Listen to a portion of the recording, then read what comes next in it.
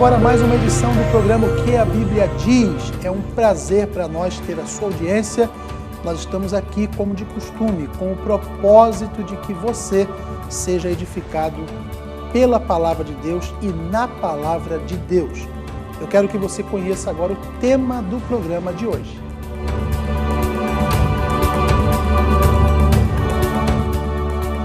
É isso aí que você viu e ouviu, o Evangelho de Jesus Cristo, segundo escreveu Lucas. E para falar desse assunto, para discutir um pouquinho as características, as peculiaridades deste Evangelho, nós temos aqui a presença dos nossos consultores teológicos. É um prazer receber aqui mais uma vez pastor Jorge Luiz de Lucas. Seja bem-vindo, pastor. Prazer é todo nosso estar com você, Tiago, está com meu filho Luiz Antônio, está com o nosso telespectador, e nós louvamos e bendizemos ao Senhor, que as suas misericórdias se renovaram sobre a nossa vida, e nós estamos aqui mais um dia para falar aquilo que é melhor para o homem, que é aprender da sua palavra, e que possa esse telespectador nosso estar acrescentando fé ao seu coração nas Escrituras, que só elas podem prover a salvação para nós. Amém. E a vida eterna. Glória a Deus. Luiz Antônio, seja bem-vindo ao programa mais uma vez. Muito obrigado, querido amigo Tiago, meu bom companheiro. Também é um prazer estar aqui com meu caro pai, pastor Jorge, e especialmente com você, amada audiência que vem nos acompanhando. Que Deus seja contigo. Minha oração neste programa, mais um feliz programa e oportunidade que o Senhor nos concede por sua graça, é que através da exposição clara, fiel e reverente das Escrituras, nós compreendamos que, a semelhança de Lucas, capítulo 19, versículo 10, o Filho do Homem, Jesus Cristo, ele veio para buscar e salvar todo aquele que havia se perdido. Amém. Vou fazer o seguinte, eu vou fazer um rápido intervalo. Na sequência eu volto para a gente já começar a entender algumas coisas a respeito desse evangelho. Então, fique conosco, nós vamos para o intervalo e voltamos já já.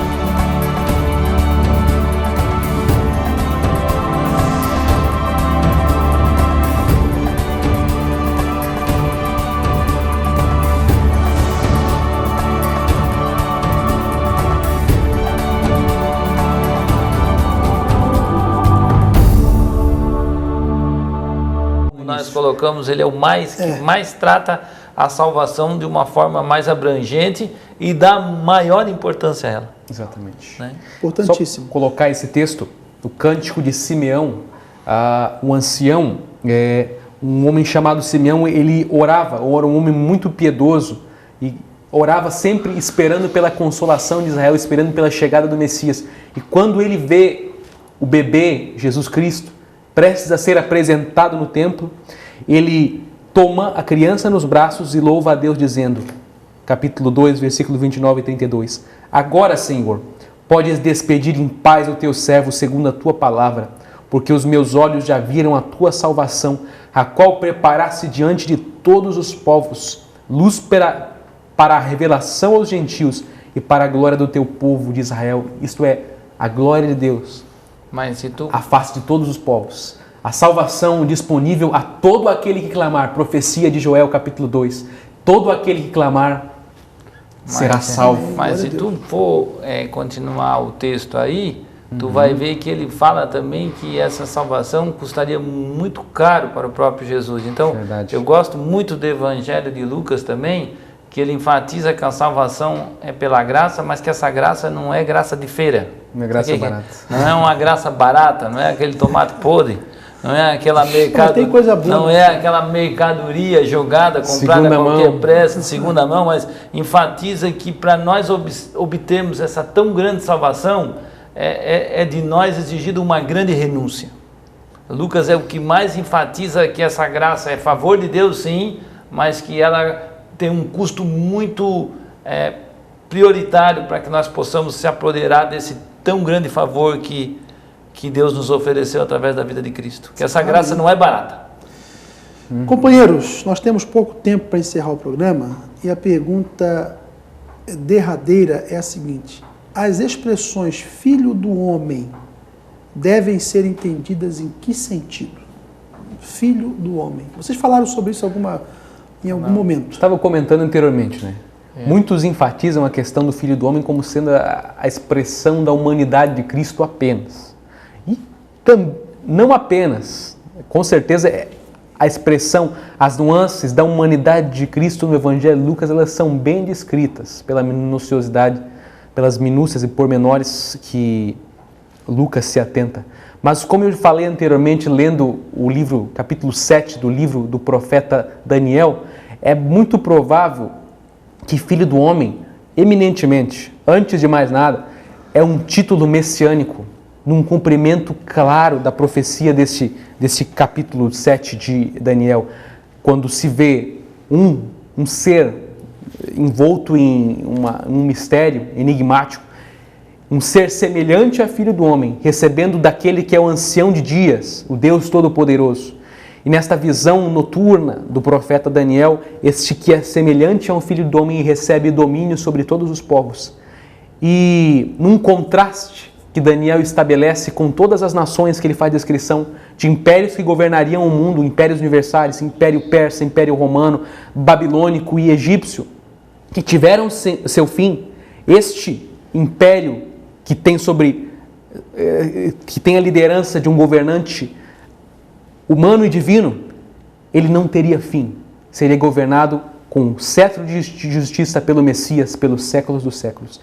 Essa é a expressão que nós devemos assumir da tão descrita Filho do Homem, a expressão Filho do Homem largamente utilizada por Lucas.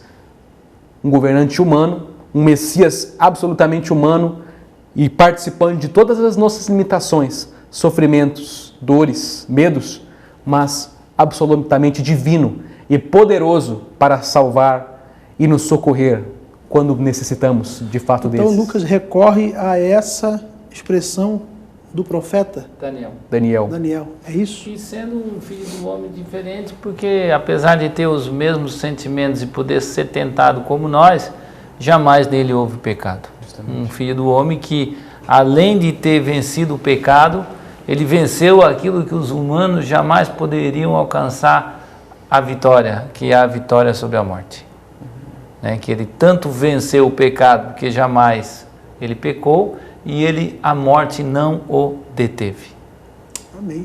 É totalmente diferente de nós Fica também humanos. Quando hoje certas religiões do mundo eles diminuem o caráter de Cristo, eles colocam ele como se fosse um cidadão, um grande líder, uma pessoa mais desenvolvida. Nós estamos ridicularizando Cristo. O Cristo é Deus, e Ele é o Filho de Deus, não no sentido de filiação, mas aquele que é a essência de Deus, ou Ele não é nada e é um embusteiro. Então Cristo é Deus. Ele pode perdoar pecados, Ele ressuscitou, Ele está à destra de Deus, Ele intercede por nós e Ele, em momento nenhum, toda a essência de Deus está nele. Agora explica o que é embusteiro para as pessoas. Fala que é um impostor, que é um impostor, mentiroso. Um enganador. Quando o pastor Jorge quer falar bonito assim, fica assim. Ele enche os lábios. Embusteiro. Bom, fica o legado de que para nós também ganharmos as pessoas, é necessário nós darmos razões sólidas, com certeza, objetivas. Não adianta a gente também tentar colocar Jesus na cabeça das pessoas sem mostrar os fatos. Lucas fez isso com muita maestria. Ele fez um discipulado baseado na verdade, porque ele era um pesquisador.